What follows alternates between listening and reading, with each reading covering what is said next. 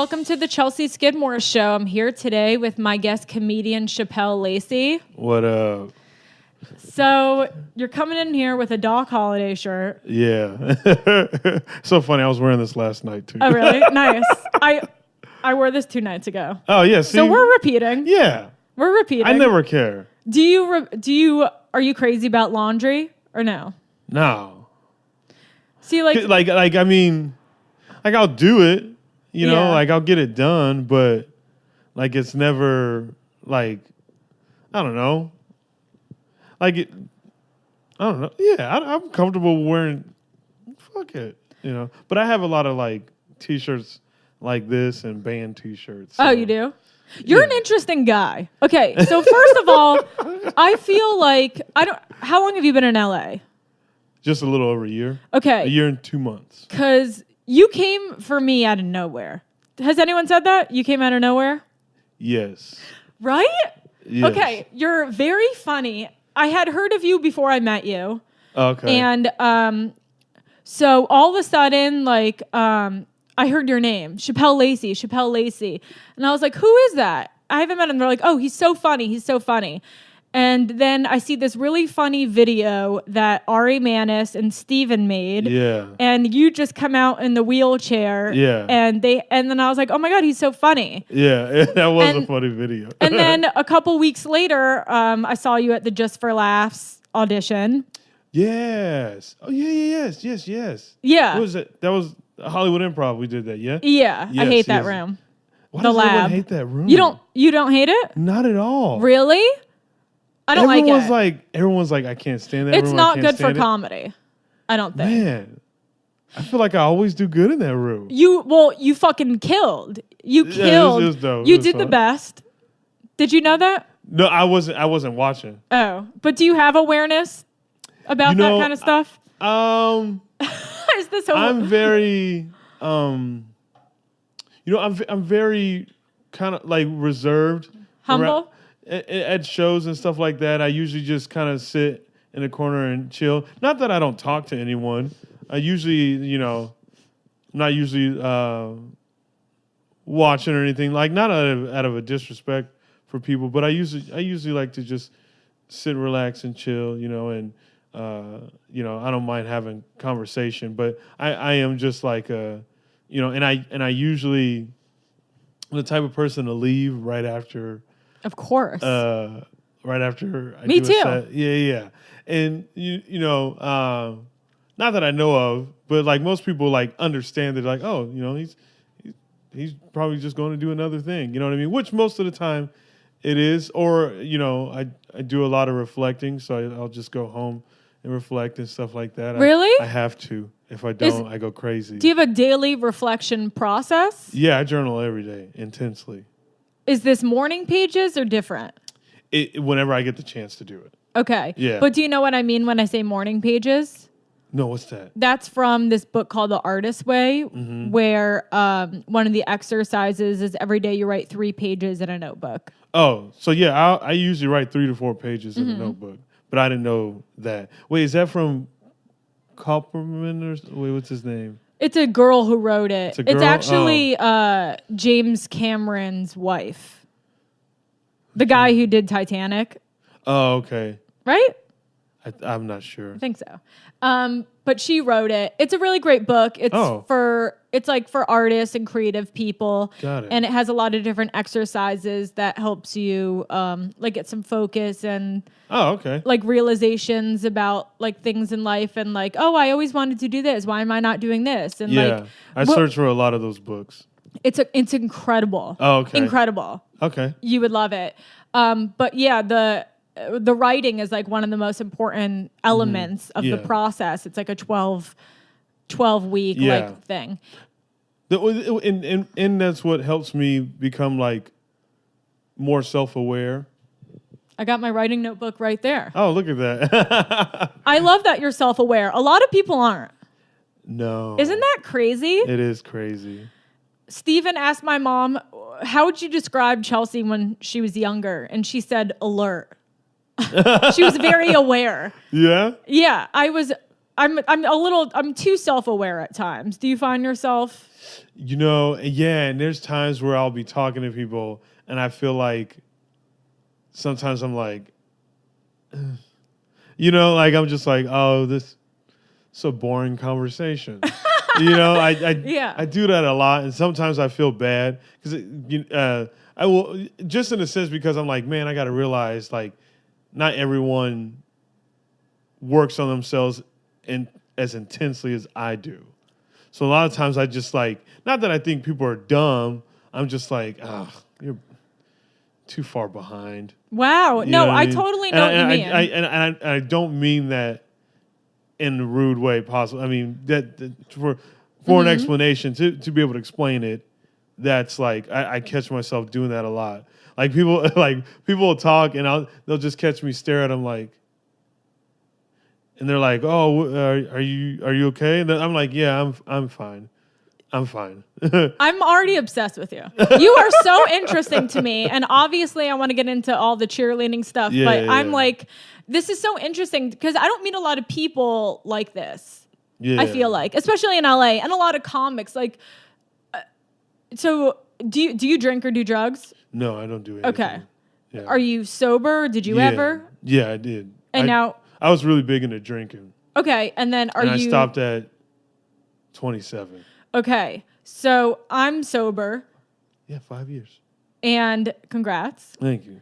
And I feel like a dick saying this, but I feel like there's a different experience of reflection if you don't drink and do drugs. Yes. So that's what I was kind of introducing. Yeah, well, I mean, I had to do all that stuff. I come from a very crazy background. I was, grew up with an abusive stepfather, and then, lost my brother to drugs, lost my best friend to suicide. Didn't know who my biological father was till I was like 29. Wow. A lot of this stuff into play, and it's like, oh, you're supposed to just live life. You know what I mean? And it's a tough thing to deal with, but I knew if I wanted to be a better person, I had to like accept so much. You know what I mean? And like a lot of that stuff I accept. That's why I wouldn't be comfortable to say like any of this stuff before, but and I had to realize so much about myself. I'm a very sensitive guy. You know what I mean? Which has taken me years to say that. I didn't start saying that until, this year. Oh, really? I'm 32 years old, and that is when I started saying that. But I have to love my sensitivity. I have to love my anger. I have to love, these things that like drive me crazy because I've learned to like shift it into using these things as fuel to like push me forward. So it's a I mean, it has not been an easy ride. You know what I mean? Like it's not like I just like, oh, but so with me coming out here to LA, been here a year and 2 months, but before I moved, I feel like I was running away from like Arizona. Oh, that's where I'm from, Phoenix, Arizona. I feel like I just kept running away from there. I moved to Texas. I moved to Kentucky. I moved to Orange County. I moved to Chicago. I just kept trying to get away from everything in Arizona because it was just so, I was just so sad there, and I thought if I just left there, that those things would just go away. But you're with yourself everywhere you go. Everywhere you go, you know what I mean? You can't run away from that. And like I thought like I just needed to like go off by myself, and that's not the case. Yeah. It's really not. Because one, the people that really love you and really ride for you, you need them around. Which is super important. And I really had to, stop looking at others and really started looking at myself, which is it's taken a lot to like understand that. And I really realized it with moving here. And moving to LA was probably the most correct I felt about leaving Arizona. Because, since I was 19, I had been moving in and out of Arizona, until I was 26 is when I came back. That was after my brother died. And so, I stayed there 26 to 31. And that was the longest I had been back home. So it really like made me like sit there, absorb a lot, and really understand it because I couldn't run away from it. You know what I mean? No matter how many times I tried, I kept going. I kept having to go back to Arizona. And then when I decided to move to LA, that was when I was like, oh shit, this doesn't feel like I'm leaving on like a fuck this place. Yeah. It felt right. I was like, oh shit, yeah, I'm able to do this. Yeah. That's when it like really hit me.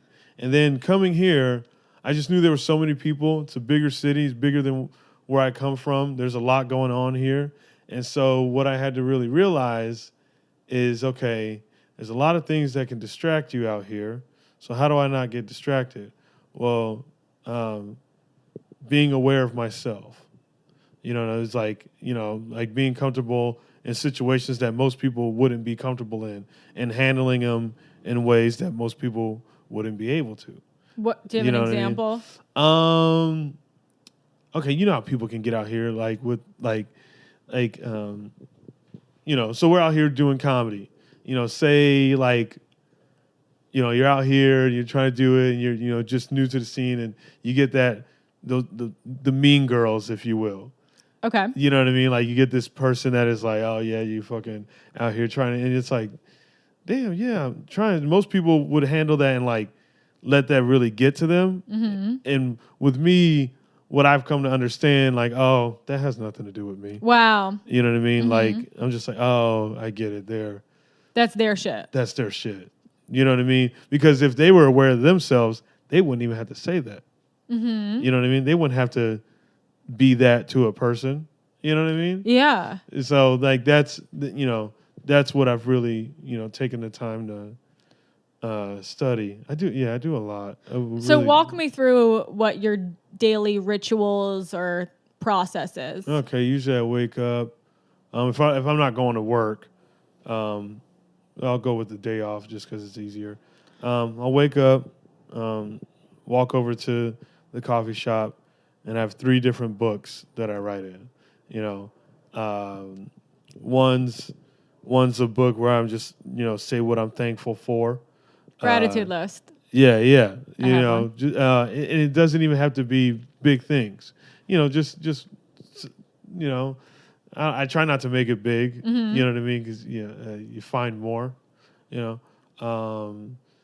second book is like the jokes and stuff like that, and then the third book is the journaling where I really lay it down. The joke book isn't really like mapping out a whole joke. It's usually like I write down a thought. Yeah. And then a lot of it I take to the journal. So a lot of my journaling is where I find a lot of my material. Oh, really? Yeah.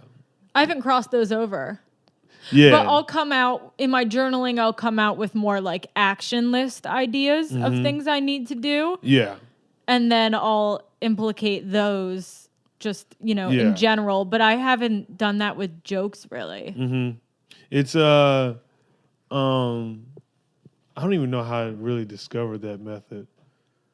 Maybe because like I was writing one day and then all of a sudden a joke came out of like I talked about it on stage and I was like, oh shit, because it was. I mean, these thoughts are genuine. They're authentic, and like that's always the goal on stage is to be authentic. Yeah. So it was just like, oh, so it just made sense to me.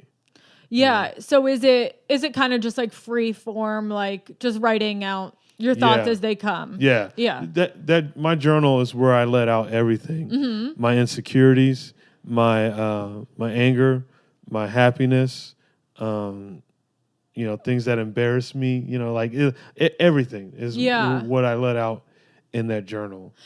Isn't it amazing where when you put pen to paper, the stuff that just starts happening, so much is loaded up in your subconscious that you don't even realize. And then I often answer myself, it's almost like God is answering me back when I write. Do you have that? Yes, I feel that. Things won't be a big deal anymore because I'll kind of... Yeah, it's like be weird. Nurturing myself when I'm writing, and then I'll be like, oh. Yeah, it's like, oh, shit. Or a lot of answers will come to me. Yeah. I do feel that, especially because, with my brother and best friend, they were probably the two most, significant people in my life. And to live life without them has been really tough.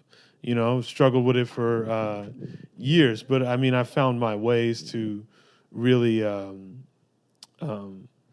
attack, handling it, but and that journaling is like a big part, and when I question certain things of them not being around, all of a sudden this like answer will pop up, and it's weird.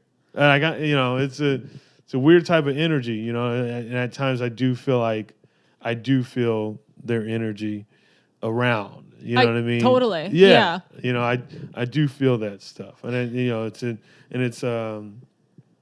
it just reminds me like, oh, okay, hits you with that like, oh shit. Yeah. I look for those I'm open to those kind of spiritual moments. I was just in the desert on.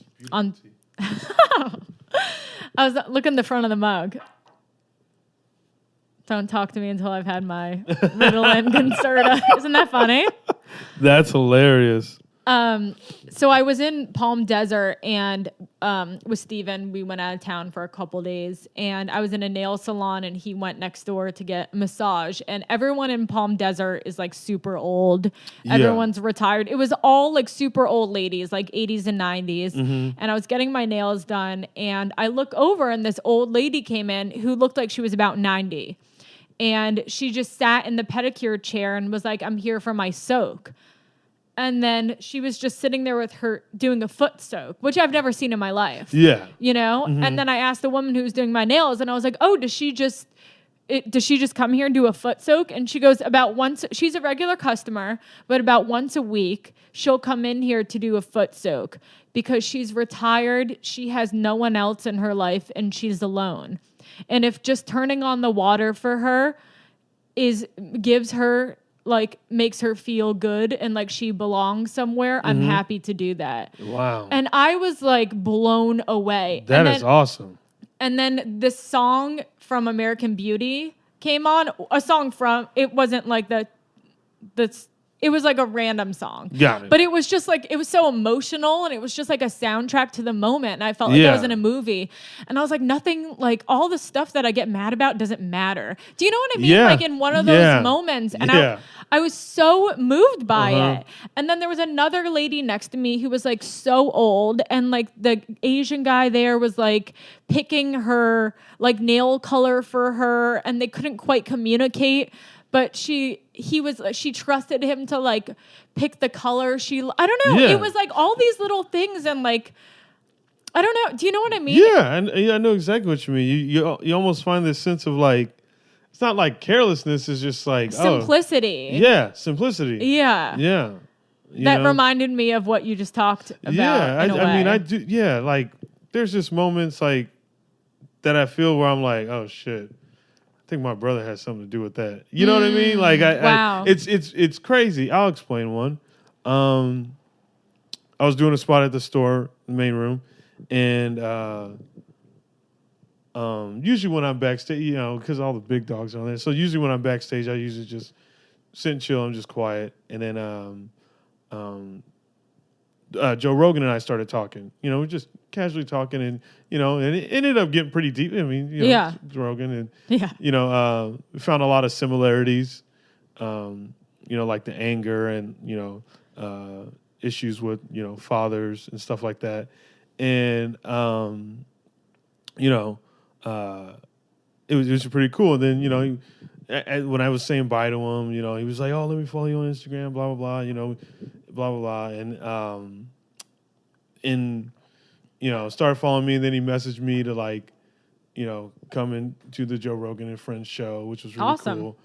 But what was crazy about that is my brother wanted to be a UFC fighter.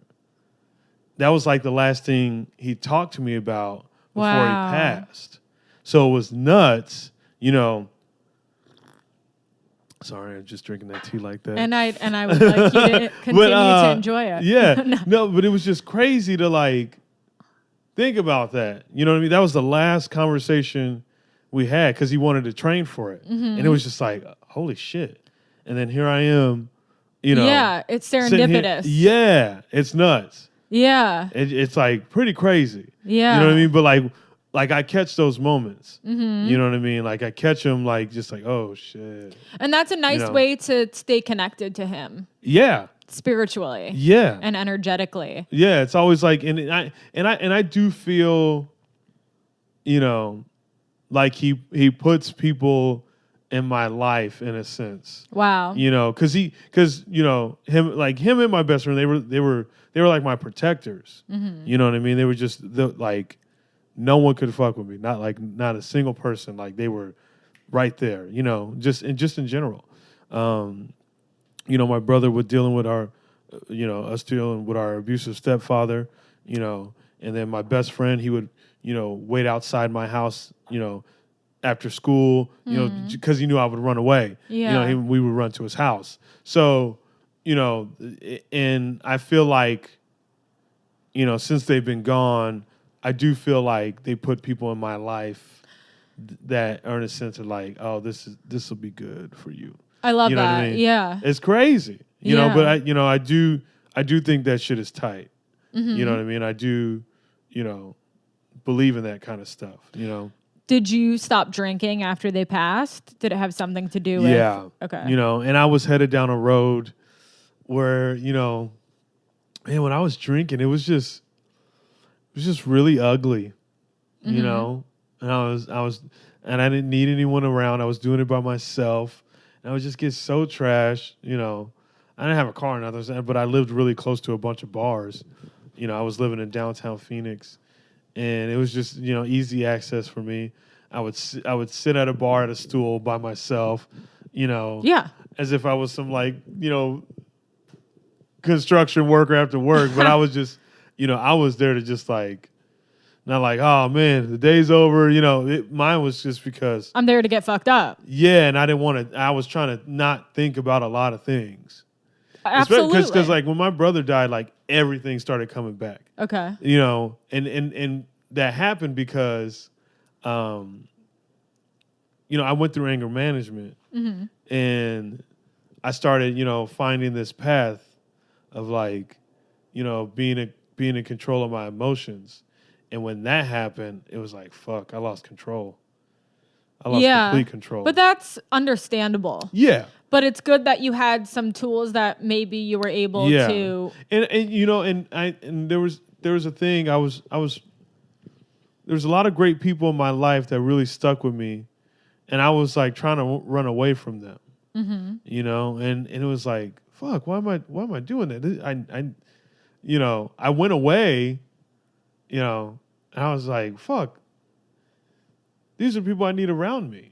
That's amazing that you have that awareness. Yeah. Because a lot of people wouldn't. No. And they could be like, fuck them. Yeah. And push people away. Yeah, a lot of people think they got to push people away and like, you know, like, but it's like, no, there's people that really ride for you. You know, it may not be a lot, you know what I mean? But that amount that's riding for you, the way they ride for you is very heavy. Mm-hmm. You know what I mean? And I had to really realize that. Is there someone in your life who helped you with all of this, or? Man, this beautiful person, beautiful soul. His name's Chip Chilton. And this is when I was going to college in Texas, when I was cheering out there. And I'll tell you the story. So I was in anger management, and he was my psychology teacher. And one day he walked by when I was in, my session. And I think the next day in class, I was like, hey, man, do you know who that lady is? Do you know who I was talking to there? And he's like, no, who is she? I was like, oh, it's Miss Barry, He goes, oh, what does she do? I was like, oh, she's my anger management teacher. I thought, like, because you're, psychology. Yeah. And then he was like, anger management, what? I said, yeah, I'm in anger management. Like, because you don't seem like an angry person. No. And so he was like, why don't I make you angry? And I was like, huh? He said, why don't I make you angry? Yeah. What the fuck? Yeah, so I was That's confused. I was like, he goes, why don't I make you angry? I was like, I don't know, you're a cool guy. And he was like, no, why don't I make you angry? And I was like, I don't know how to answer this question. Yeah. And then he was like, because he would get so excited. He was the only teacher I like really fucked with heavy. And every morning before class would start, I would always shake his hand just because, I was just like, I really like this dude. I like that. Yeah, I would just shake his hand, and he loved it. He told he goes, do you realize every morning when you shake my hand, how much that brightens my day? And I was like, no, because I was just doing it because I was just like, oh, I like this dude. It's respect though. Yeah, it's like he feels seen, heard, respected by students. What everything that he's doing. Yeah, and I didn't catch that, because like a lot of shit was just in my head. I was just like, oh, I like that guy, and then so he was like, I want you to go home. I want you to think about why I don't make you angry. And I was like, okay, and I literally sat in my dorm thinking about that shit, and I was like, fuck, I don't know. I really sat there. Because, I respect the dude so much that I was like, I'm going to take the time to really do this. Yeah. So I went up to him. I was like, Chip, I don't know why you don't make me angry. I was like, I can't answer that, man. And then he's like, okay.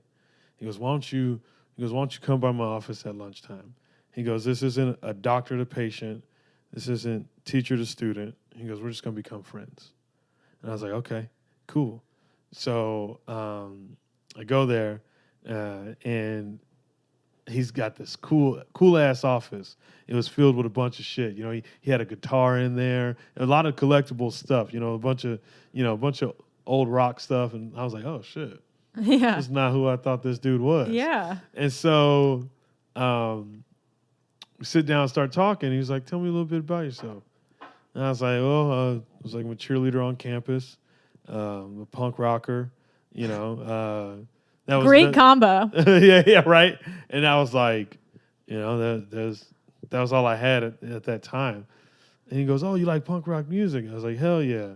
And I was like, he was like, "Well, tell me one of your favorite bands." And I seriously was like, "Dude, you're a teacher." G.G. Allen? Not G.G. He's a wild one. But I was like, "Dude, you're a teacher. You're not gonna know any fucking bands." And then I named a band. Which was? I was like, Black Flag. I knew you were gonna say that. Yeah, oh yeah, you had a Black Flag shirt. Yeah, I noticed that. I have a bunch. I noticed that. Yeah, and so I was like, Black Flag. Not only did he tell me about Black Flag, but he told me about other bands that came from that same era. Mm-hmm. And I was like, oh shit. I was like, damn, this dude's a real deal. So then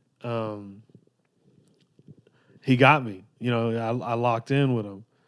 Based off that, and so basically what they did, they took the things that I really liked and were really passionate about, and they used that to help me with my anger. Oh. Yeah.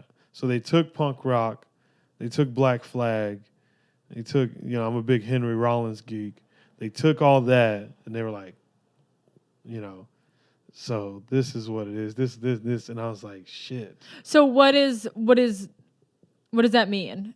How does that incorporate into how you handle, or maybe explain how anger management works, and then what you need to make one of the tools work. So anger management teaches you that your anger is is never gonna leave. That's what I was told. You know, at least mine. You know, they're like, it's never gonna leave. You're always gonna have this. Like this is what you were born into. You know what I mean? They're So like, how could you come manage from, it? Yeah, they're like you come from a violent upbringing. Like this is what your life is. You know, this is what you were born into. But it's not a bad thing. Mm-hmm. You know, it's not a bad thing. You can make it a good thing. Wow. And I was like, oh shit. And so basically, you know, they helped me fall in love with my anger to be able to use it in a positive way. You know, they helped me, you know, become a lot more intelligent and clear with what a situation is going down. Because someone could say something to me and I would just fucking black out and react, you know, in a very aggressive way. And so I would go fucking nuts on people, you know, and Name calling? Oh, I was trying to hurt people. Yeah. Mine was like strictly violent. What is that? That's where I came from. That was my stepfather. Mm-hmm. So that's all I knew. Mm-hmm. And I thought that was normal. You know what I mean? So like cause like if I did something, his reaction was to hit. So I felt like that with everyone else. Do you have like that one person that you kind of make like, so like I know that voice of reason? Well, no. So like Steven has issues with his mom. Mm-hmm. So I know that he sees me as his mom. Okay. So it's like he's projecting all the shit from his childhood, like that I'm that person now. Got it. So do you have that sort of, well, I guess you're, like, are you, do you get triggered by certain things and then you connect it to like one of those parental figures? Do you know what I mean? It's been a minute since I've had like an outburst. It's been years. Okay. Wow. Yeah. Actually, no. I had one couple back in March at a bar, and I was like, this is why I don't go to bars. You know. Yeah. But so you learn your triggers. Yeah. How to avoid them, and then what are some of the techniques that they teach you? So what they taught me was like to use my words. To intelligent and like beat someone with intelligence instead of my fist. Mm-hmm. You know what I mean? So, you know, okay, one time a dude was coming at me like super aggressive, and I was like, hey man, I was like, the way you're coming at me has nothing to do with me and everything to do with you. So you're exposing your weakness right now. So, but didn't that make someone want to fucking get mad at you? Like, how do people respond to that? He got mad, but I was just like, I mean, really think about it. Well, that will fuck someone up. Yeah, you know. So like, that's how I usually. I'm just gonna put that there. Yeah, I'm just gonna give you this, cause and like the way, it's because I was that guy. Mm-hmm. You know what I mean? You know, I had to know I was. You know, had weaknesses. Everyone does. Yeah, you know. And even today, there's times where I still feel very weak. You know what I mean? There's times where, you know, my stuff about my stepfather would get in my head. Mm-hmm. You know what I mean? You know, I'm in my first relationship ever. Ever? Ever. Wow. You know, it was probably best that I wasn't before. Yeah. You know what I mean? Yeah. I always tell people that, and people like, because when people hear it, they're like, oh shit, like you. And I was like, it was best that I wasn't. Right. You know. You would hook up with people, but never make it like more than that. Yeah. It was very, you know, like, yeah. So does it feel scary? To be, yes. Because I saw how my stepfather treated my mom, you know, which was really, you know, he really made her feel like she had to be with him. She couldn't be with anyone else. She couldn't express herself. She couldn't, you know. Yeah, I've seen that. Yeah, you know what I mean? And that's, and like, he never hit her or anything like that. Mental manipulation. Yeah, like very, very, very, like, and watching that every day, you know, and then, you know, at 15, I was adopted into a family, and great marriage, great, but that's not the one that stuck with me. Was it uncomfortable being in that new household, Yes. getting used to that? Because, Yes. Very uncomfortable. So, like, I grew up in a dysfunctional home. Mm-hmm. So all of my relationships were dysfunctional. Mm-hmm. Because I was used to and comfortable with that chaos. Yeah. So it's like we're constantly creating problems and fights to mimic that, childhood home. So when you were in that new home, what types did you, like, kind of act out? Did you... Yeah, I was very defensive. Yeah. It's just because a lot of shit wasn't making sense to me. Right. I was just like, what the fuck? Like, you love me? Yeah. Why? Why do you love me? Uh-huh. You know what I mean? What is this? And how did they respond? Man, they were very patient. Wow. They're very patient. Do you still talk to them? Yeah. Yeah. Oh yeah, to this day. Yeah. Very heavy. You know what I mean? Like I just say I have one big giant family. You know what I mean? Yeah. It's pretty cool. But yeah, it was when I first got there. Yeah, I'm like I was like, what is this? Like the word love was never said in my home where I came from. Yeah. Never heard it. Never heard that word. You know what I mean? Mm-hmm. Never heard it. So when I was like, man, they throwing that out there too loose. You know what I mean? I was like, why? What? Like, what is? Do they really know what that means? It was very, it was very weird to me. Mm-hmm. It was. I remember one time. So, my baby sister, from my adopted side, she's how old is she? She'll be 16. I'm 32. Yeah, and I think I was like 18 at the time, and I was going. I would get off school early, super early, and I was going to clean the backyard, and she was like, "Can I hang out in the backyard with you?" How old was she at the time? I can't remember. Probably like 3 or 4. And I was like, "No, you can't come out there." And like I just said it in an aggressive way because that's how I spoke. Mm-hmm. I didn't know how to speak in a non-aggressive way. Like I didn't mean it. Like, Yeah. And she started crying, and I was like, why is she crying? You know what I mean? Like expecting her to like, what like I just said no, but I'm saying it in this aggressive tone.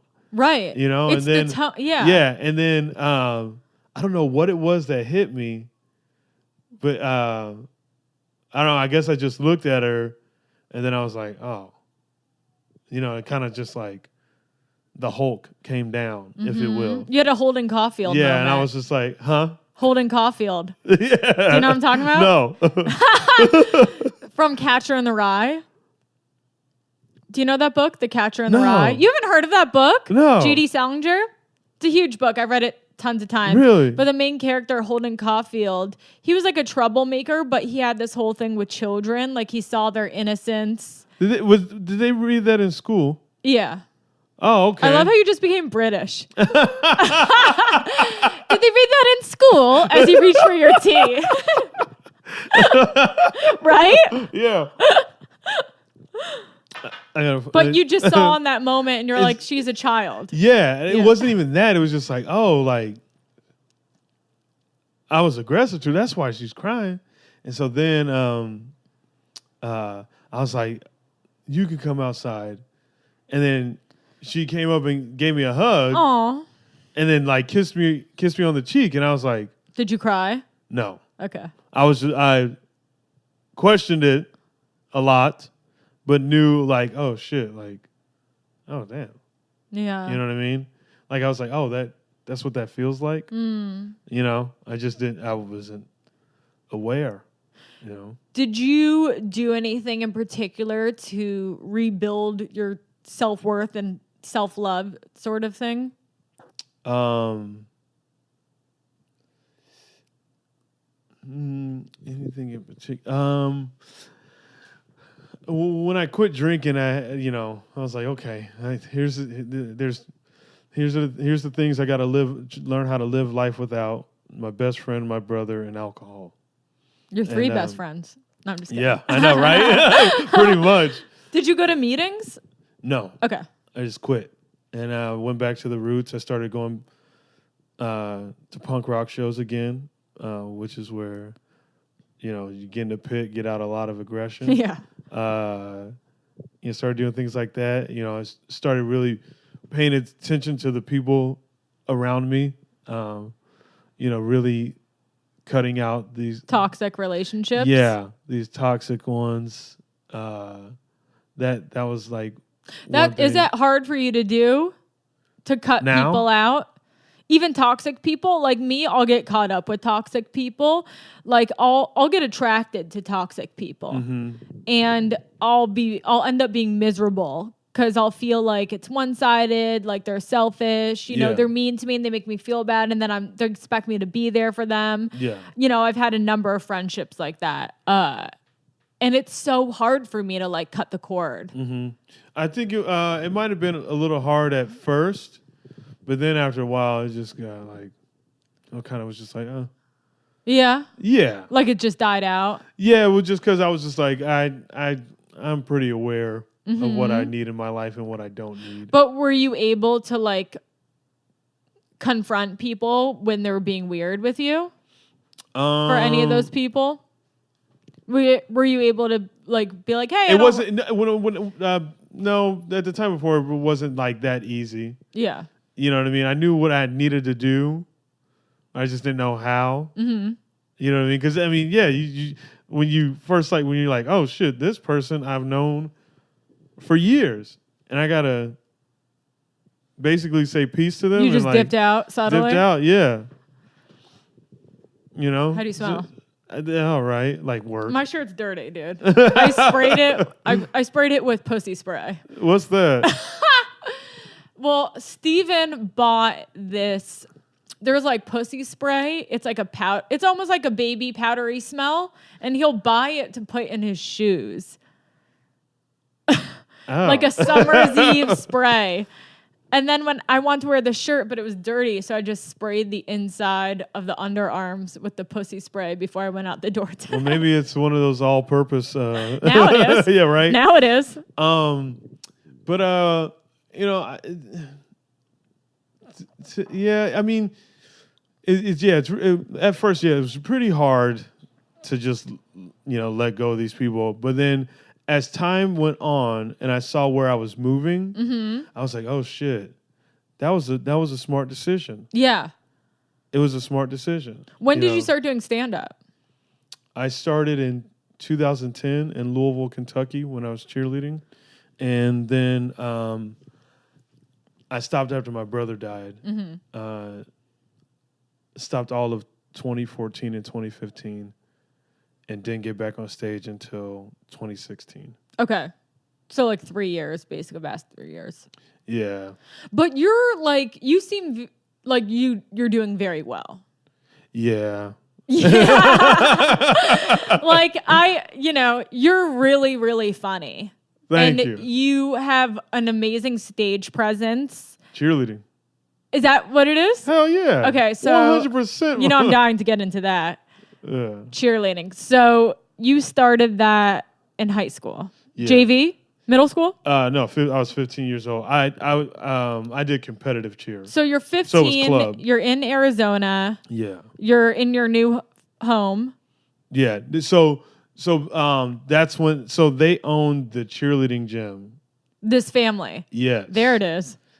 You're hanging out there. Yeah, and so they were basically. You're seeing the pom poms. Everyone's happy. You're like, wait a minute. Yeah. Well, it wasn't pom pom because competitive cheer is just strictly. Like consistent. So the pom poms is more school. Oh. All-star cheerleading, which is the competitive side, where it's just strictly competitions. So You're in a season. Were the parents like a coach team or? So they owned it, yeah. So they they had been in the cheer industry, years and stuff like that. But but yeah, so they owned the gym and they had, coaches, amongst each different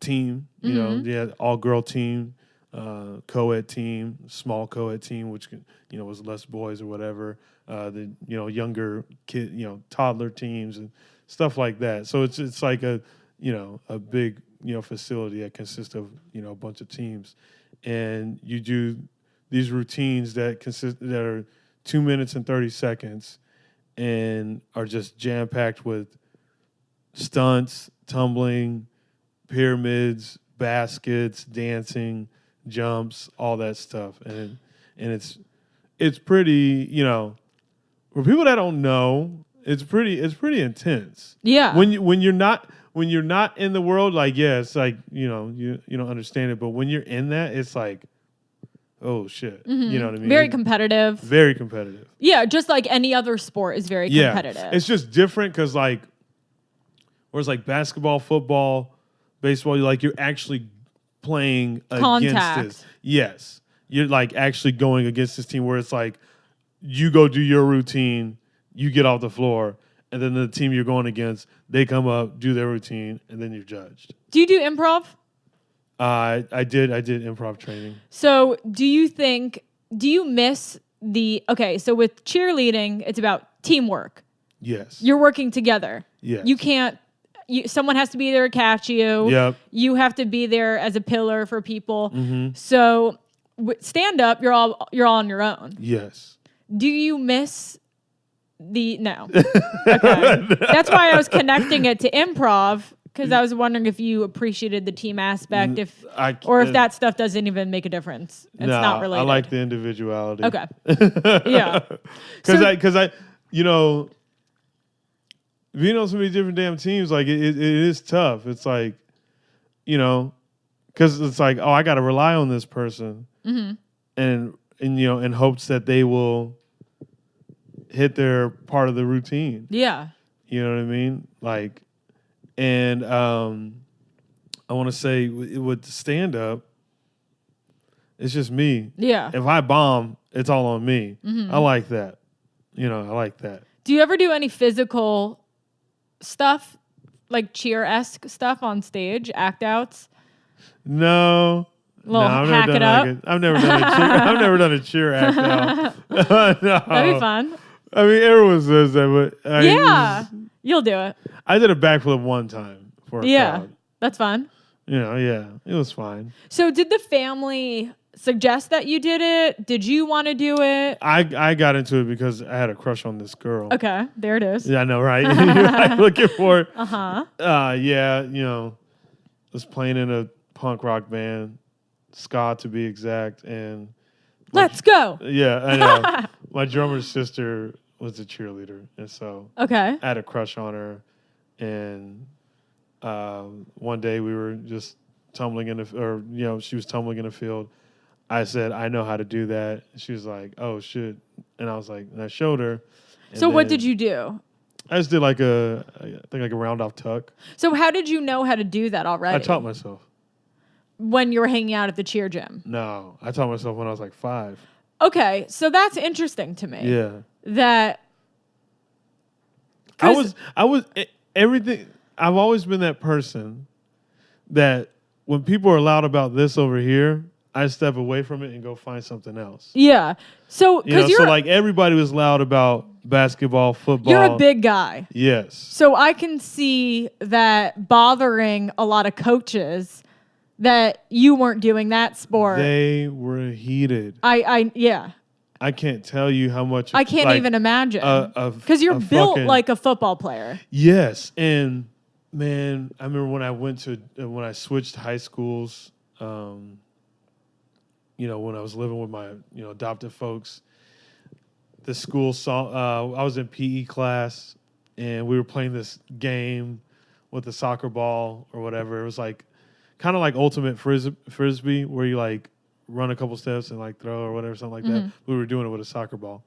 And the PE teacher saw me run and he was like, holy shit. He goes, I need to tell the football coach about this. And I didn't know at the time, they told me later. And then the next time in PE class, we were playing that game.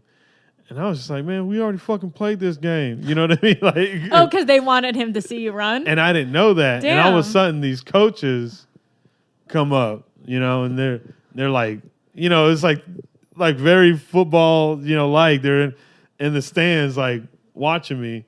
And then Could you tell they were watching you? I didn't have a clue. Yeah. You know, not until like I put everything together. Mm-hmm. And so like I'm just running or whatever. And the coach had the PE teacher, and he was like, stop this game. And so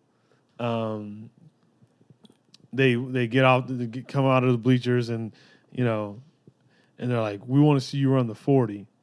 And I didn't know what that was. Yeah. You know what that is? 40-yard dash? Yes, I didn't know what that was. But still, what the fuck is that? Yeah, exactly. What is that? Half around a quarter around the track? Just 40 yards. Okay. Well, who gives it? I don't know what that is. It's not around the track. Oh. It's a short distance, Okay. but like they were like they want to time it? yeah, they wanted to time it. And I was like, "Oh, I don't know what that is. I don't know what that consists of." And they're like, "We just want you, you know, see how fast you run from this distance to this distance." And I was like, "Okay, cool." You know, and I was like, "Oh, okay, yeah, I'll just run." And then I ran, and they were like, "Man, you can do faster than that." And I was like, well, you got to give me someone to go against. You know what I mean? So yeah. I was like, I can't just run it if you don't give me someone to, yeah, you I know, like that. give me a challenge. And so he put me up with the fastest kid.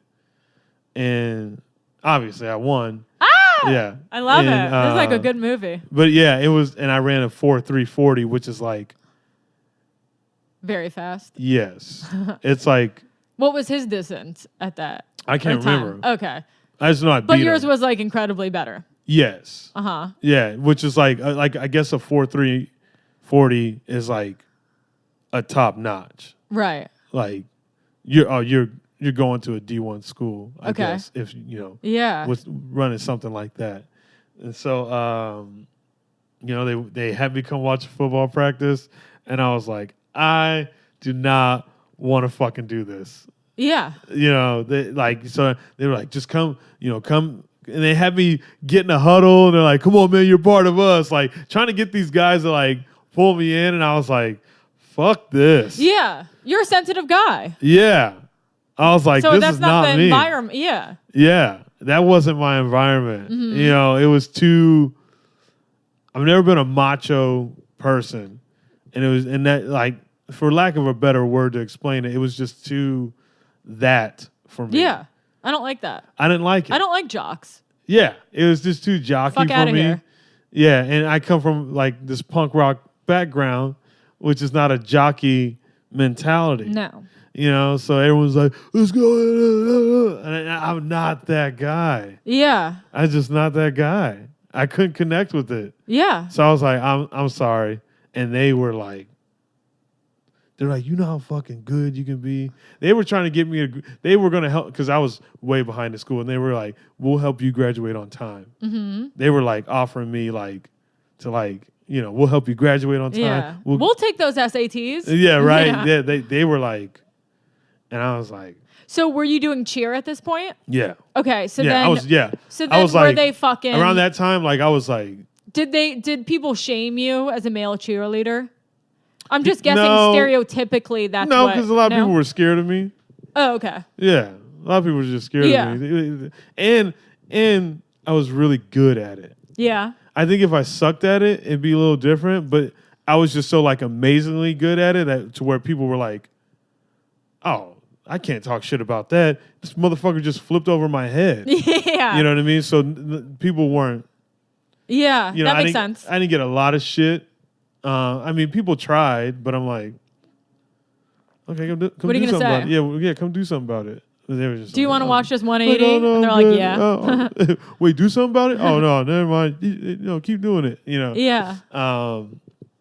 Yeah, like people and people will talk shit, but when they see me do it, they're just like, oh, I'll shut up. Yeah. Yeah. So then you finished high school and you went off to Texas. I went up Texas. Yeah, got a full ride scholarship to this junior college out there in this very small town, and I shouldn't have been going there. Really? Why? I just, where I was at mentally. Mm-hmm. There's just so much shit in my life. I mean, I shouldn't have went there, but at the same time, I did learn a lot of stuff. Mm-hmm. I did learn a lot. I mean, that's where I, started going to anger management. Well, I mean, I actually went to anger management twice. I had to go in high school as well. Mm-hmm. So, but that's where anger management really hit me. And then The first time it was yeah. Sometimes you have to hear it a couple times. yeah, and just the way the approach was in high school was like, there's just like, you're angry, you need to stop being angry type shit. No one wants to be told what to do in high school. Yeah. And there was just something about this stop being angry that didn't connect with. Yeah. I was like, oh. I was like, what do you mean just stop being angry? It's like all this shit going on in my life, and you want me to just stop being angry? Mm-hmm. That's what I. Yeah, I understand that. Yeah, and so that's why the second time was the best, because it was just like, so much shit. It was funny being an angry cheerleader. I would get so heated at practice. Really? Oh man, yeah, we used to have this garage door in our gym. I used to punch that shit all the time. Anytime something fucked up in the routine, and I was just like, fuck. And it's bam, just fucking hit that thing. Yeah. I was that kind of nut. So then you went to Kentucky? Yeah. Because I didn't finish junior college.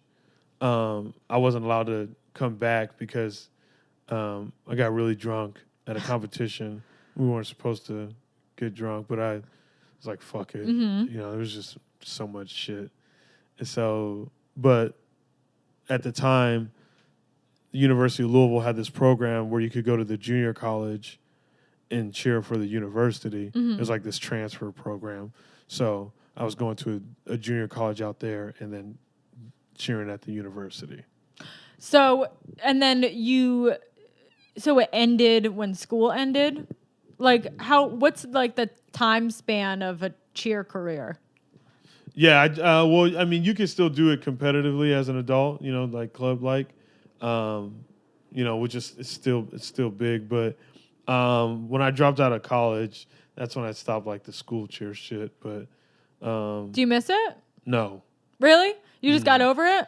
Yeah, I was done with it. Mm-hmm. There's nothing more I wanted from it. Mm-hmm. I did everything, like world titles, national titles, state titles. Wow. Like, so, I mean, you did. I don't need a lot of that. I don't need to do it again. Yeah. I get it.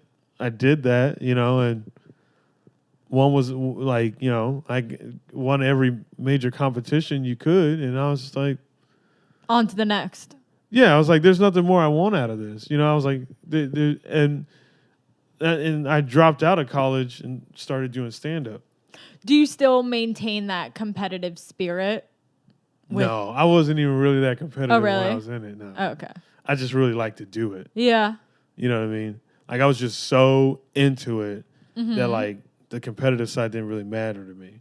Like, I was just getting so good, and, like, I don't know. And my last competition, that's when I found out about my brother's death. And so that's when I was like... After you had competed or right before? I just got off the flight. So then what? Did you do it? Yeah. Wow. Really? It was the world competition. World's How did you feel right before? Like, was that hard to do? Yeah. Yeah. That was the hardest. That was probably one of the hardest weekends of my life. Wow. Yeah. Yeah. I can't even imagine. And my team was undefeated. Going into the world championship with an undefeated season. So, and my coaches were immediately like, "We'll get you on the first flight out of here to Arizona." Yeah. And I said, "No, I didn't want to do it. I didn't want to do that." My brother was the only person that, of my family that seen me actually compete. So I was like, I got to do this. If I did, I was like, there's nothing I can do because he's gone. Mm-hmm. I was like, there's nothing I can do. So why don't I just fucking go out with a bang. Yeah. You know what I mean? So it just you really find your strength, you know, and it's tough. But certain situations you get put in, and if you accept the challenge, you're really able to find your strength. And it's like, oh shit, if I can do this, then I can do this. Yeah, I struggle with acceptance sometimes, you know, just like getting over that step. Yeah. To be like, I'm powerless over this. Yeah, naturally. Yeah. And like I said, like there's, I mean, people think I'm just like this fucking, you know, this tough dude that just gets it. But yeah, I get it. But at the same time, it's a struggle every day. Every day is a fucking struggle. You know, I do love challenges, and that's what makes it the struggles not so hard. Because I love being challenged like that. But yeah, I mean, there's times where I'm like just down. Yeah. You know what I mean? Naturally. You know, it'd be especially weird. It'd be weird industry, if I wasn't. You know? That's mentally ill if you're not. Yeah. To not be that, you know what I mean? Yeah, that's someone who's not feeling their feelings, denial. Yeah. It's impossible. Especially like with impossible. what we're doing. Yeah. Oh, yes. Do you feel that sometimes? Like, do you get stand-up? If there's rejection from something, you know, do you take it? Rejection, like, with stand-up, I handle really well. Really? Yeah, very easy. Because I'm like, well, I can still go on stage. Yeah. Like, okay, I didn't get that. But I didn't get that, but I can. I'm going up tonight. Yeah. So fuck you. Yeah, exactly. Okay, that's good. And that happened. I had auditioned for AGT. And which I felt weird about, and I didn't want to do it. Not to diss the show. Like it just wasn't. It didn't fit for me.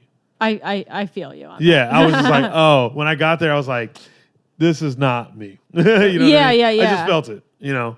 And so then, you know, my manager calls me. He's like, hey, man, you didn't get the AGT audition, blah, blah, blah. He goes, hey, there's more.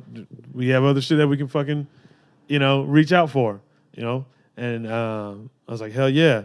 And then like 4 hours later, Rogan messaged me. Dope. To do a show. That's awesome. You know, that was in the same day. So it's just like. It comes in. Yeah. Yeah. You know and what staying I mean? open and keeping that high vibration. Yeah. You know. So yeah, rejection there, you know, I handled it pretty good. But when I was younger, rejection was pretty hard. Because I was like, fuck, I just get it everywhere. You know? Yeah, how do you stay positive? Yeah. During all of that. You know, because I felt rejected from home. I don't feel like, you know, I've never felt in with groups. Yeah. You know, I've never felt in with that because, you know, so like, okay, with cheerleading, you know, I didn't feel in with cheerleading. I was really good at it and knew how to do it, but I didn't feel in with it because, you know, a lot of people were like, this dude's a punk rocker. You know, and then with punk rock, they're like, oh, this dude's a cheerleader. You know what I mean? Like, with, you know, even with black kids, you know, when I was younger, it's like, oh, this is the punk and he's a cheerleader. Like, what the fuck? Like, he can't roll with us. Even certain white kids, like, oh, what the fuck? Like, what is he? This black white dude, you know what I mean? It's like, or, you know, white black dude or whatever, whatever. You know, like it was just a lot. Like I never felt in because a lot of people didn't understand it. I was just like, oh, this is just shit that I like. Yeah, it's not who you are as a person. Yeah, people didn't understand that. I mean, obviously, kids. Yeah, but do you think you also carried that like in your head? Heavy. Yeah. Heavy. When maybe no one else was thinking that as much as you were?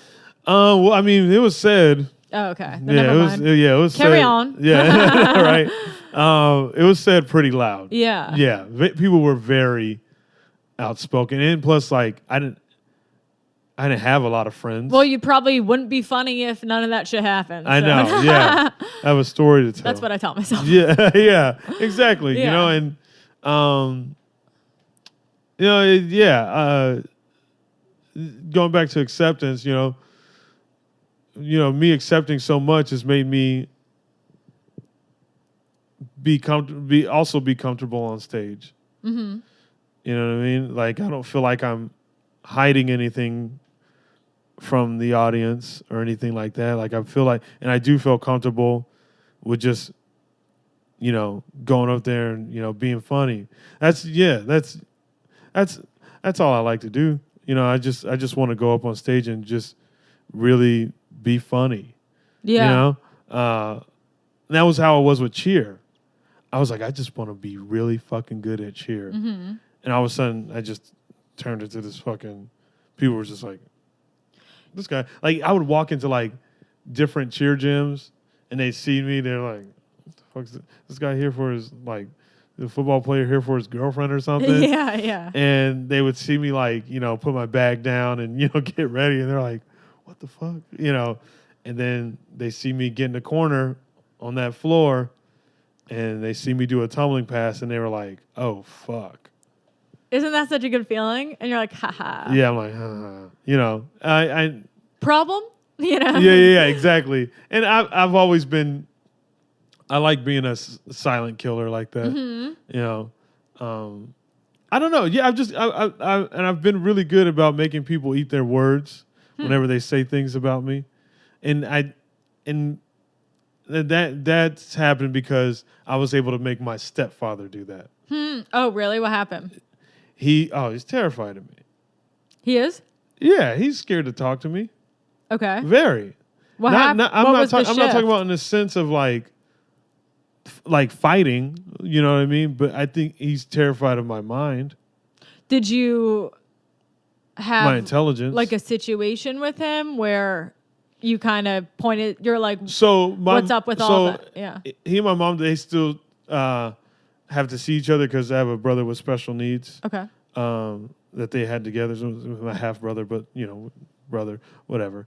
And so when they get stuff for him, and whenever there's one time I haven't seen him in years. There's one time I saw him, and he's just very quiet, like, doesn't know what to say to me, and is like scared to even like spit out words. And I'm over here like Doc Holliday, Yeah, you know what I mean? It's not even that, I know you, I know your game, you know what I mean? Like, I was turning into you, and I got out of it. So I know you. Did you say that? No, I don't have to say anything. Just my presence and the way I carry myself says a lot. He picked up on that. Yes. Wow. Yeah. He's terrified because he'll ask my mom questions but won't ask me. And she's always like, why don't you just ask him? He's not ready for that. Interesting. Yeah. And I'll shake his hand. Yeah. And that's probably another thing where he's like, oh shit. Yeah. You know what I mean? Like, fuck. When you said you found your biological dad at 29, I always knew about him. Okay. And like, he was easy to get a hold of. I just, he did 17 years in prison, and it wasn't that I was not trying to connect with him. It's just I didn't know I had a father until I was in the 4th grade. So this whole time I was like, it was just I knew my stepfather was my stepfather, but I didn't know any existence of a biological father. I don't even think I knew what that meant. Right. Until I was aware about it in the 4th grade. I didn't know what that meant. So I was just, living this life of total confusion. And I'm like, what? I'm like, my sister, my 2 brothers right here, he's their dad. And I was just like, huh. Fuck. And man, I remember being younger and trying to put my head in, trying to understand these things. And I remember I would get really bad headaches from it. It would just I would strain my fucking, Yeah. It would fuck me up. just trying to think about all this shit, trying to understand. I'm fucking, in elementary school and trying to understand. Yeah, that's a lot. It's a lot to try to understand. Why is he? Why do I call him by his first name? Because I have his last name. My last name is Harris. Mm-hmm. Lacey is my middle name. But I'm legally changing it. Going through that process right now, and I stopped going by that name like 11 years ago, 10 years ago. Just because I was like, he didn't do anything to deserve for me to hold his last name. Yeah. He didn't, he don't deserve to call me his son. Mm-hmm. Because at one point he would constantly talk about how he didn't like me, but it was like, you're my son. And so it was like, oh. And when I stopped going by his last name, I really felt like I'm not attached to that. Like I'm here now. I'm starting my own path. My own. I'm doing my own thing. This is my own road. So because people will ask me, and that's the main reason is he didn't do anything to deserve for me to hold his last name. Mm-hmm. The fuck did he do? Besides being evil fuck. You know what I mean? Yeah. Like he was just a nut, and and it's taken me a lot to say this, but I'm not mad at him. I don't feel anything towards him. I don't have anything to say to him. Mm-hmm. He's got his own shit he's got to deal with, and for me to like be frustrated that he's still the same way because he hasn't dealt with his shit.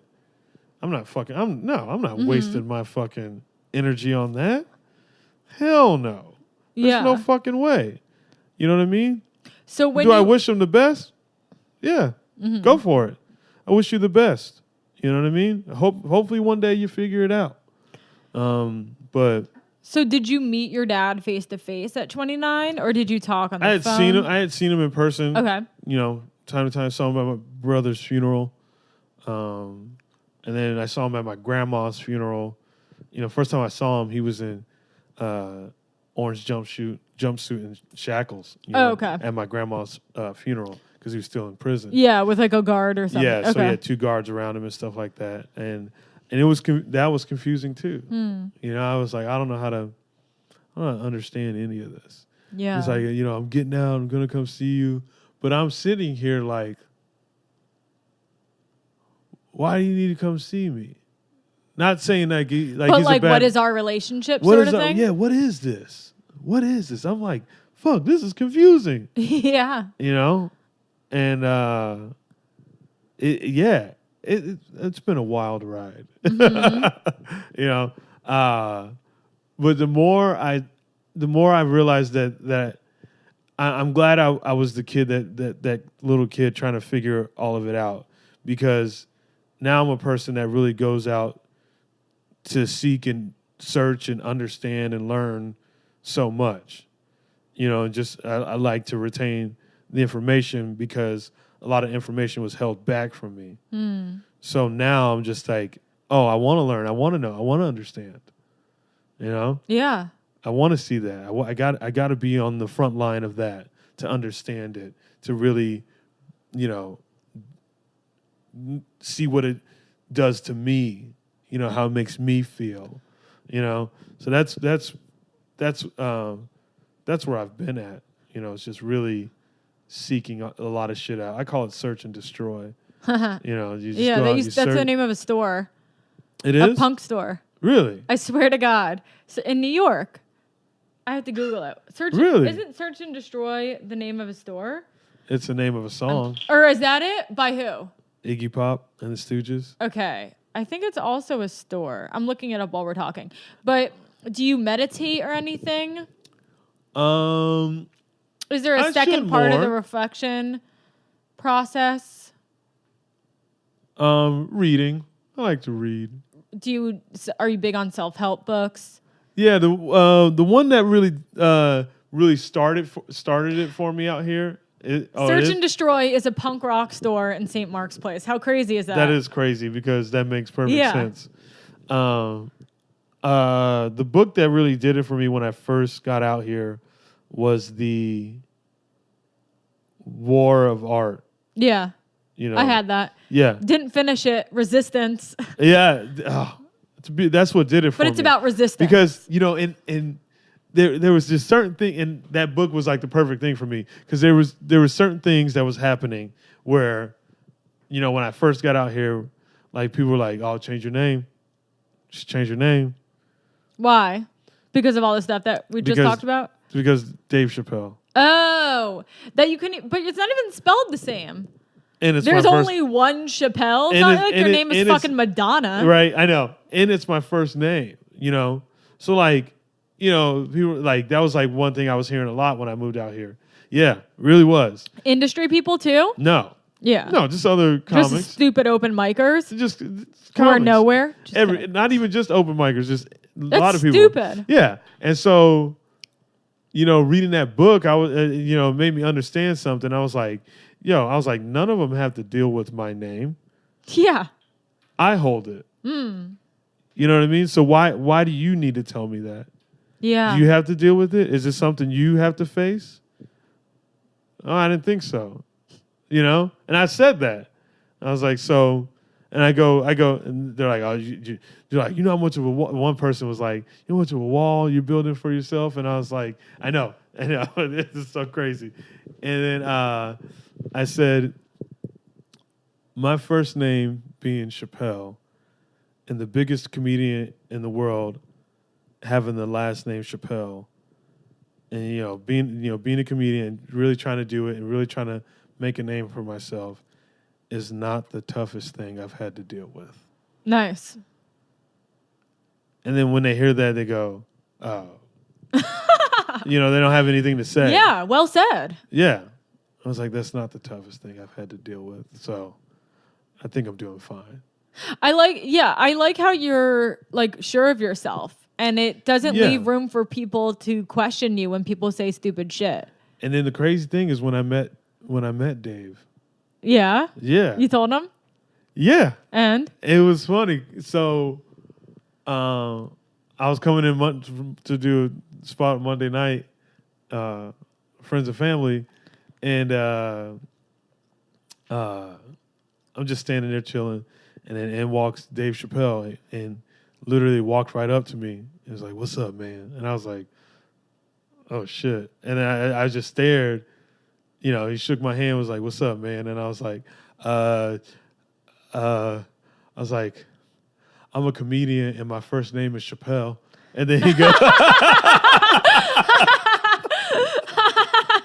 said it just like that. I remember it clearly because I'm looking at his face right now, as I'm saying it. And then he goes, "Hell yeah." Just like that, that Dave Cool, hell yeah, with the little raspy voice or whatever. And I was like, yeah. And he goes, "You going up tonight?" And I was like, yeah. He goes, "Make sure you have a good set." And I was like, hell yeah, man, I got you. And then I don't know, man, he was just so cool. And then I was like, "Dave, is it okay if I take a picture with you?" And then he was like, "Chappelle, let's take a picture." And I love it. Fuck. Yeah. Shout out to Quincy Weekly for taking that picture, by the way. He texted me. I was like, "Look as we're talking. Yeah. I love that. Yeah. So yeah. He literally, I told him, Chappelle said it's okay, okay? Yeah, it was, but it's like, man, any intelligent person would know that it really has nothing. Absolutely nothing. Absolutely nothing. Absolutely nothing. It's my first name. Yeah. I'm like, fuck you. My mom gave me this name. I'm not changing my fucking name and disrespect her like that. Fuck I look like. You know what I mean? Like, yeah. So, but like starting to read and started to really self-reflect, helped me be able to intelligently, like in an intelligent way, fucking let these people know, like, what you're saying is dumb. Yeah. Without telling them that. You know what I mean? You take your time before you speak. Yes. How'd you know that? Because I could tell by the way that you talk. Oh. You speak slowly, but you're thinking about what you're saying. Right? Yeah, how the fuck you know that? Because I'm having a conversation with you. Oh, true. You are. But I'm an observant person too. But it's good. Like I talk too fast and I talk too much. You from here? New York. From New York. And I think it's powerful when you talk to someone who takes their time because you lean in and really want to hear what they're saying. Mm-hmm. It's, it's more powerful. I don't even know where I discovered that. Were you always like that? No, because like with the anger, it's a quick reaction. Yeah. Whereas that, like I'll listen to a person and within that, I already get the context of this conversation. So they can say whatever they want and I'll let them finish. But I already know what to say to that because I already understood the context. Right. Yeah. Reading what's under the words. Yes. You'd probably be a really good actor. People say that. Yeah.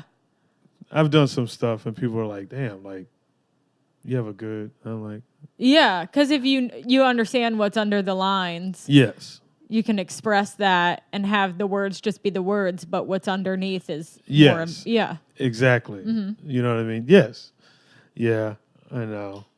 My girlfriend calls me a goober. A goober? Yeah. What does that mean? I don't know. She's just I know the word, but I forgot what it means besides the candy. Yeah. She's just she's great. She's great and she I don't know, she's made me understand that hey, it's okay for you to be with someone. Mm-hmm. You know what I mean? Because like I've always like just like I don't need anyone by my side like that. Very just like you have to trust fall into it. Almost. Yes. You know what I mean? Mm-hmm. That's how I was with this relationship now. Because Steven is like, it's the first healthy relationship I've been in. Mm-hmm. And we were best friends first. Okay. And he's so nice to me. And he like really liked me. And I'm always on the other end, with some asshole chasing them, blah, blah, blah. So it was really scary to be with him and to like, it feels like you're taking a leap. It felt like a trust fall. And I was like, I have to lean into this. Yeah. So, and it's, rewarding once you let yourself do that. Like, you have to let your guard down with people. Yeah, I know. I hear that. Well, it sounds like you're on your way. You're doing it, even with, with this relationship. Yeah, I know. People really, you gotta let your guard down, like, leave me alone. Yeah. That's how I am, like, just very, like, I don't know, when you take so much pain, all the pain that I've taken is just, you're going to build a fucking, naturally you're going to build a guard up for so many fucking things. Yeah. It's natural. It's a fucking natural thing. Especially when you start to like, work on like awareness and self-reflection a lot and stuff like that. You're just like, oh, get away from me. Oh, get away from me. You know what I mean? Like, oh, just dodging all these, hits because you just, like, oh, I'm not going through that again. I'm not even letting this even get to the first level. Yeah. You know what I mean? So, but I mean, I do love that. And I was, and I'm not even finished learning about myself. There's so much. There's so much. There's so many layers that I haven't, unraveled yet. There's so much. I know there is. Mm-hmm. You know what I mean? Because as I keep climbing to find more and more, I'm like, damn, that's not it. You know what I mean? There's more. I know there's more. So it's not a lot of people do it, but yeah. So when you write in the morning, but then you say you come home and do some more reflection. Yeah, that's usually like not really a writing. That's usually just like a sitting in my thoughts. Okay. Type deal. Just understanding, collecting the evening, collecting the day, and then that next morning is when I just like. I love because I don't like to write it immediately. Okay. Because I want it to sit. I like for it to sit. I want to collect it all and sit. Like, so if I go out for a weekend and do some shows somewhere, I'll reflect on like earlier that week, but I won't talk anything of that weekend until I get back here. You know, I want to collect all that. You know, and I collect all that and then get right to that pen and paper Monday. It doesn't sound like you're attached to your phone as much as other people. Yeah, because it's harder. I can at times. But do you know what I mean? It's Yeah. much harder, I've noticed for myself, to reflect and to write and to get in touch with my thoughts when I'm consumed by my phone. Yeah. And the phone is like such a crazy addictive thing. It is because... But it's like checking out of all that. I think the reason why a phone is so addicting is because there's so much validation you can get through a phone. And for me, I don't really need validation. You know what I mean? I almost prefer... Were you always... Now you don't need validation, or you always didn't need validation? I don't think I ever really How did to do I begin with. not need validation? I don't know. I don't know how I got to that point. Yeah. But I was just like... That's a good place to be. Yeah, because I was like, man, if I really fucking like this, then what someone else says about it, you know, doesn't really matter. Like, I mean, not saying like it's not nice to hear someone say nice things. I'm not saying that. Like, I take that in, you know what I mean? Because it does, you know, you get an understanding of it. But I think with the phone, it gives you like, it's a different validation, almost as we're like fake. Yeah, you know what I mean? Cause like I don't know. It's just I just never been that kind of person because I really enjoy what I do and I'm really having fun with it. You know, I'm just having so much fun with it and really enjoying it.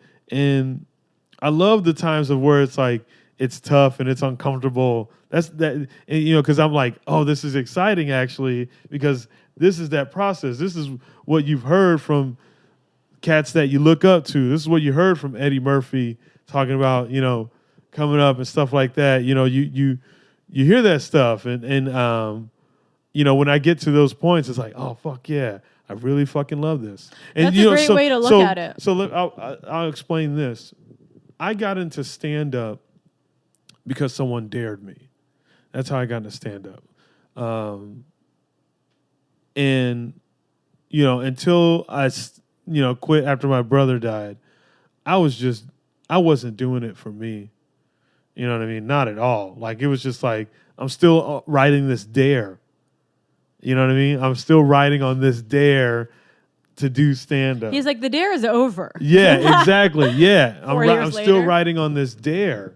And then when I got back into it, that's when I was like, oh, I want to do this. And when I said that to myself, that's when it just fucking when I was like, I want to do this,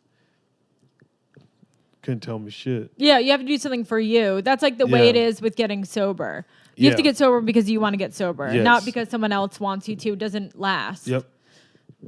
And when that was, you know, that was the same thing. Yeah, I tried to go sober, and I was doing it because it was like, yo, you should go sober instead of just like for myself, you know. And then finally I was like, oh fuck, if I want to be better. Even when at my lowest point of life, the biggest massive amount of depression, you know, that I was in, I didn't think I'd always feel that way. Yeah. You You know? saw the light. Yeah, I did see the light, which is tough to see. But when you're going through it, you know, you're going through it, and it's like, you know, I saw the light, but I was like, this ain't gonna happen overnight. Yeah. You know, I was Yeah. like, this is gonna hit. Yeah, I always like am like the everything happens for a reason, and like I always see how things are gonna work out Yeah. after, and I know that, you know. Oh, I think with my brother and best friend passing away, yeah, there's a meaning to that. There's something. Oh, well, I don't mean, you know what I mean. I wasn't Yeah. saying that No, necessarily, but I say I know, try but- to look at things in the positive. Yeah, but light for of- me to use as an example, Totally. Yeah. I think so because look what I've had to learn. Mm-hmm. I've had to learn to be my protector. Mm-hmm. You know, because they were my protectors. You know, I've had to learn how to know who I am as an individual. You know, how to live life without, you know, two very significant people. Mm-hmm. Fucking, you know, it's a struggle. You know what I mean? But like, you know, I'm very confident with going through the struggle. Mm-hmm. If that makes sense. Yeah. Very confident with it. You know, but it's fucking tough. Of course. Of course. Yeah. You know, and so yeah. You know, I try. I'm just a person that really just fucking tries. And it shows. Yes. So thank you so much for coming on. Yeah. That feels like the right spot. Well, thank you so much again. Yeah, of course. And where can people find you on social media? At Shapel Lacey. Do you want to spell it?